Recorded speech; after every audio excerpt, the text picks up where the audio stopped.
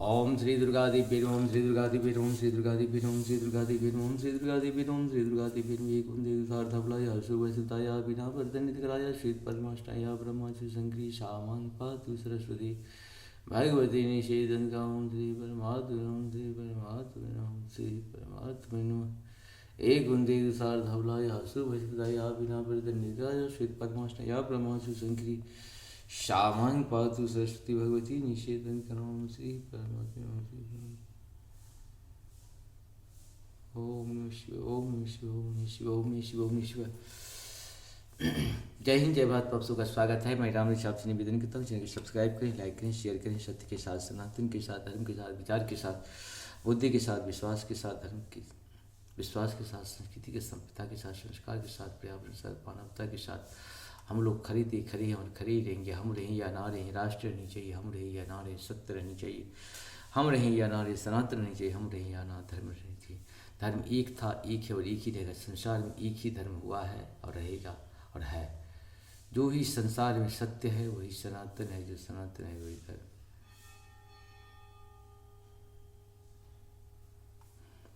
आज हम लोग श्री दुर्गा सप्तशती पाठ के 7वें अध्याय चंड और मुंड का वध का पहले संस्कृत भाषा में, बाद में इसका हिंदी अनुवाद सुनेंगे।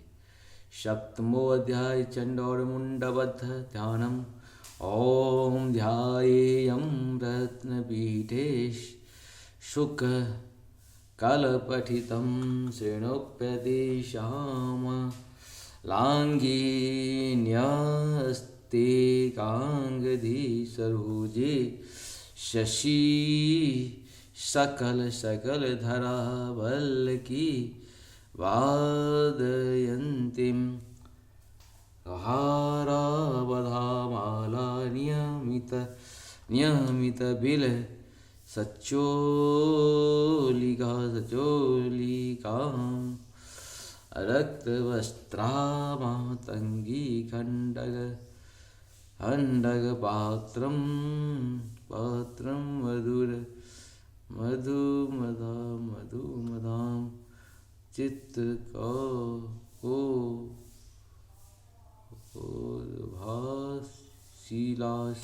लाभाष्टां। ओम ऋषिवाच आज्ञाप्तेस्ते ततो दैत्याश्रीचण्डमुण्ड पुरोगम चतुरङ्गबालो गीता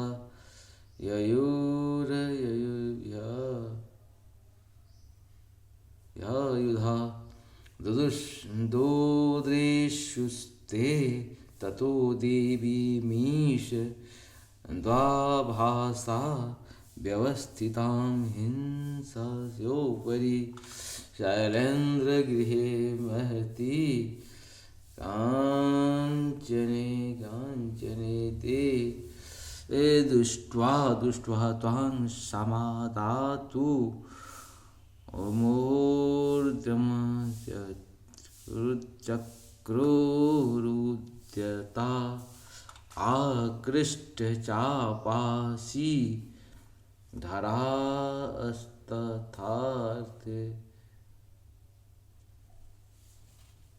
ततः समीपगा ततः कोपं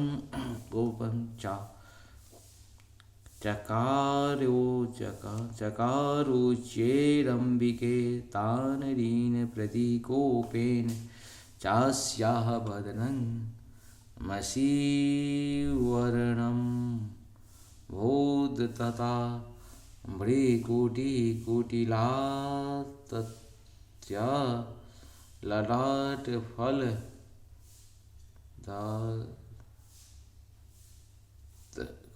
दुत काली कराल बदना विनिश्यक्रांति निष्पापिनी विचित्र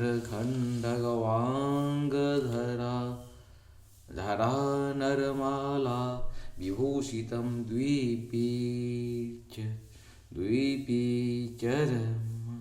परिधाना शुष्का मासाति भैरवा अति विस्तार बदना ज्वालनन भीषण निमग्ना रत्ननयना नाना नानापुरीत दिग्मुखां सावेगेनाधिपतिताः धातयन्ति महासुरान् सैन्ये तत्र सुरारीणामभक्षत्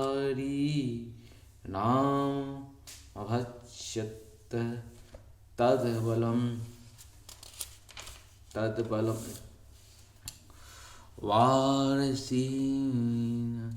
वारसीन् ग्राहयन्तकुत्स ग्राह्यो घण्टा समन्वितान् समादायेक हस्तेन मुखे चिक्षेपवारणान् तथैव योर्ध्वं तुरगे रथं सारथिना निक्षिप्य वक्त्रे दर्शनेश्वर वर्यन्ति भैरवम् एकं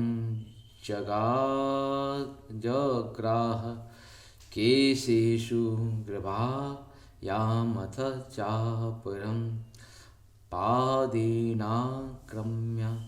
चैवान्यमपोथयत्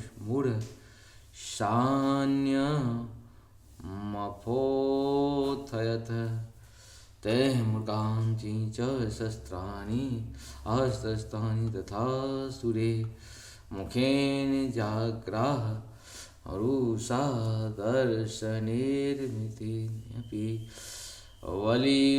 बलीनां तद्बलं सर्वं सुराणां दुरात्मनां मम भक्षयत् नियान्यश्चाप्य तथा आशिनानिता केचित् खट्वाङ्गताडिताः जङ्गमूर्विनाशं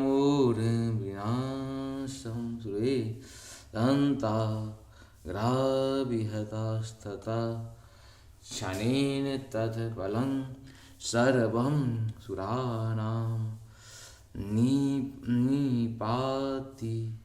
निपातितं दृष्ट्वा चण्डो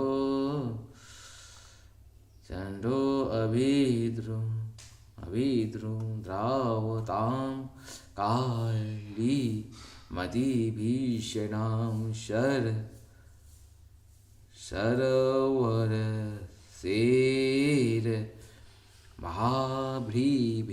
भीमेर भामिमाछि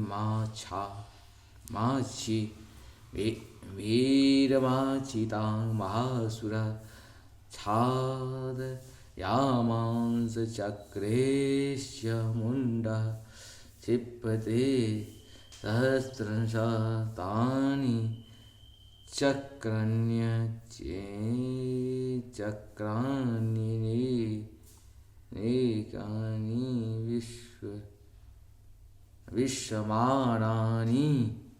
विश्यमानानि तन् अमुखं बभोर्यथार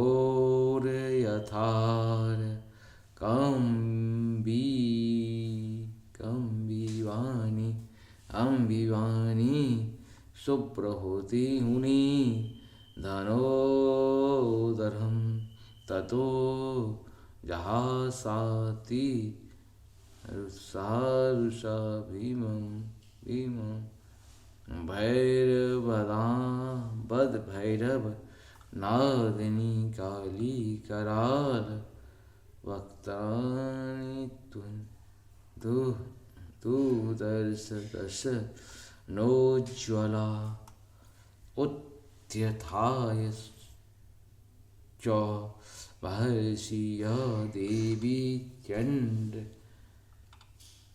मधावत गृहीत्वा चास्य केशेषु शिरहस्तेनाशिना चिते अथ मुंडो अभ्यधावतां दृष्ट्वा चण्डनिपातितं तमस्य पात यद प्रभोसा खण्डग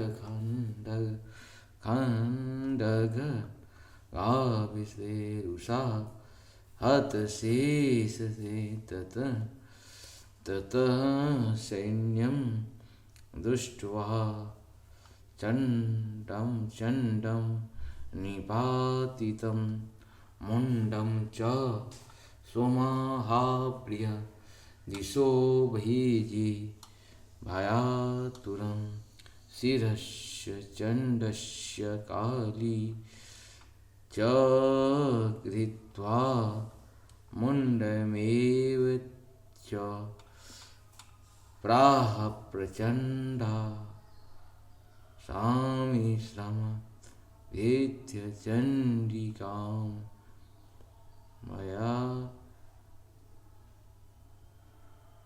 मया तवात्रोपद्रुतो चामुण्डो महापशुः युद्धयज्ञे स्वयं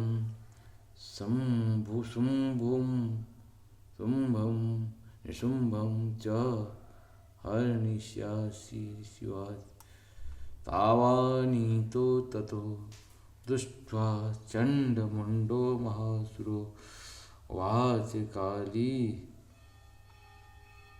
कल्याणी ललितं चण्डिका वचः यस्य मा चण्डं च मुण्डं च कृत्वा त्वमुपागता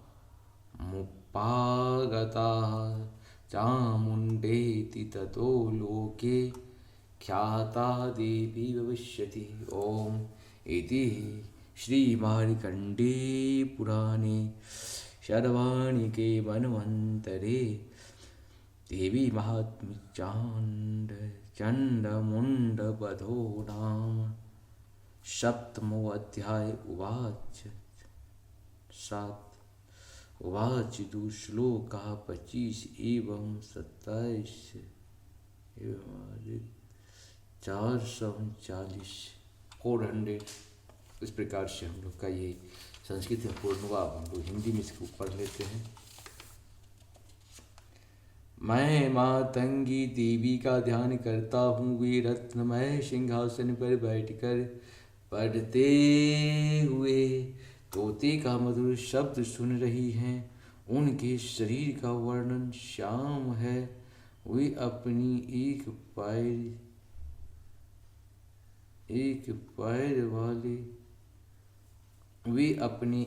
पैर कमल पर रखे हुए हैं और मस्तक पर अर्ध चंदन धारण करती हैं तथा हार पुष्पों का माला धारण किए हुए हैं।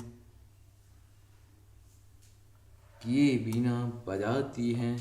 जिनके अंग में कसी हुई चोली शोभा पा रही है। मधु का हल्का हल्का प्रभाव जान पड़ता है और ललाट में वेदी शोभा दे रही है। बिंदी शोभा दे रही है। ऋषि कहते हैं तदंतर शुंभ की आज्ञा पाकर वे चंड मुंड तथा शुंभ तथा दैव्य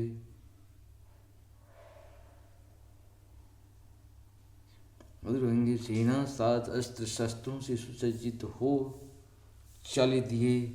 फिर गिरिराज हिमालय के स्वर्णमय ऊंचे शिखर पर पहुंचकर उन्होंने सिंह पर बैठी देवी को देखा।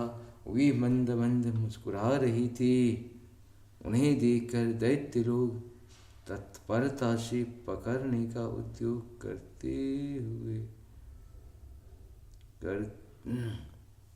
उद्योग करने लगे। किसी ने धनुष तान लिया, किसी ने तलवार संभाली और कुछ लोग देवी के पास आकर खड़े हो गए। तब अंबिका ने जब शत्रुओं के प्रति बड़ी क्रोध किया, उस समय क्रोधों के कारण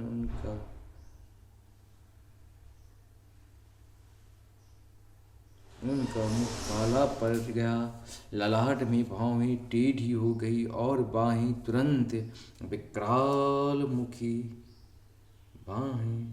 बाहें से तुरंत विकराल मुखी काली प्रकट हुई, जो तलवार और पास लिए हुए थे। वे विचित्र खंड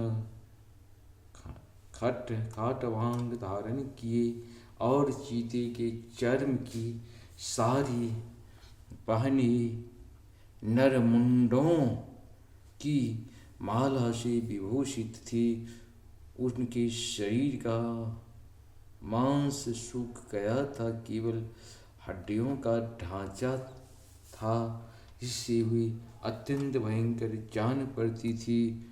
उनका मुख बहुत विकराल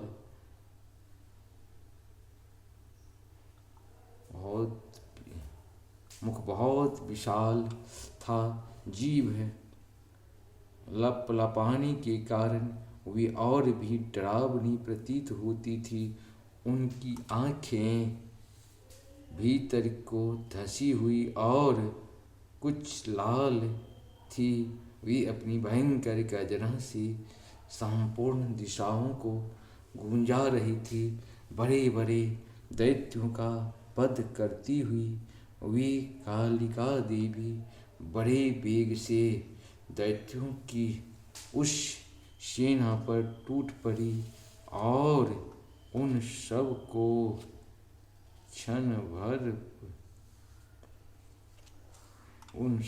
भक्षण करने लगी।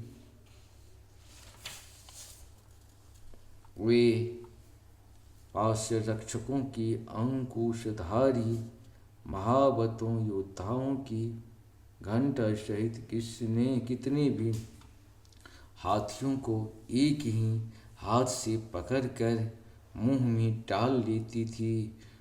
इसी प्रकार घोड़े, रथ और सारथियों के साथ रथी सैनिकों को मुंह में डालकर वे उन्हें बड़े भयानक रूप से चबा जाती थी। किसी के बल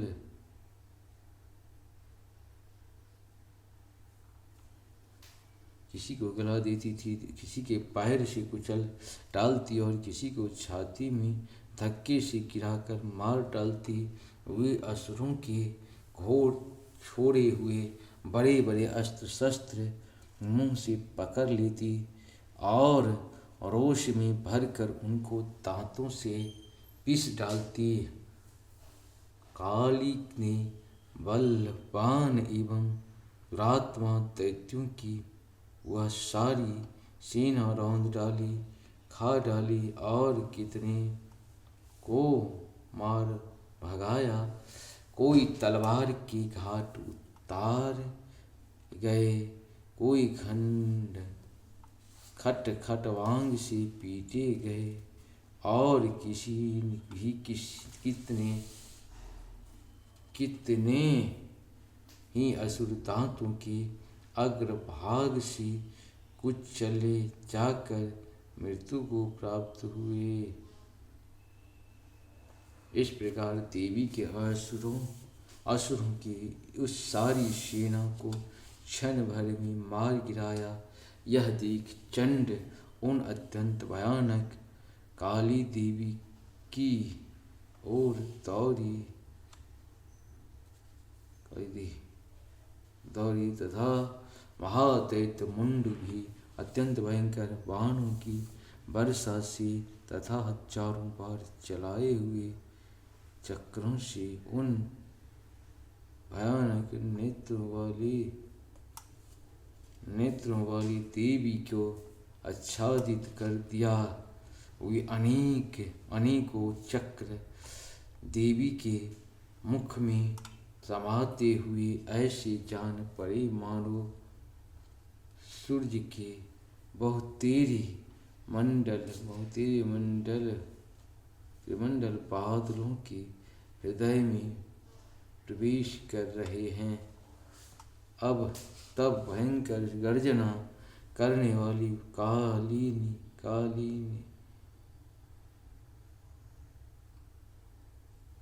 अत्यंत देश भर कर विकराल रूप में भयंकर गर्जना करते हुए उनके विकराल बदन भीतर कठिनता से देखे जा सकने वाले दांतों का प्रभाव से वे अत्यंत ही उज्ज्वलित दिखाई देती थी। देवी ने बहुत बड़ी तलवार हाथ में ले हं का उच्चारण करके चंड पर धावा किया और उसके केस पकड़कर उसी तलवार से उसका मस्तक काट डाला।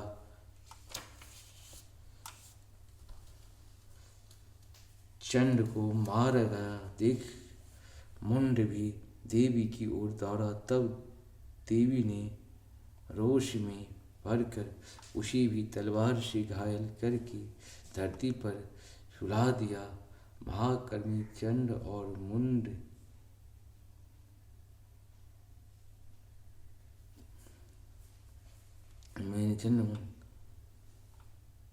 महापशुओं को भी तुम्हें भेंट किया। तब युद्ध में तुम शुंभ और निशुंभ को स्वयं ही बद्ध करना। ऋषि कहते हैं वहाँ लाए हुए उन चंड मुंड नामक महादैत्य को देखकर कल्याणमयी चंडी ने काली से मधुर वाणी से कहा, देवी तुम चंड और मुंड को लेकर मेरे पास आई हो, इसीलिए संसार में चामुंडा के नाम से तुम्हारी ख्याति होगी। इस प्रकार श्री मार्कंडेय पुराण के सर्वानिक मनमंत्रों में कथा के अंतर्गत देवी महात्म्य चंड मुंड बद्ध नामक सातवां अध्याय पूर्ण हुआ। इस प्रकार से हम लोग का ये पूर्ण हुआ। अब सब कुछ सत्सत में। जय श्री राम, जय श्री राम, जय श्री राम। सप्तमो अध्याय।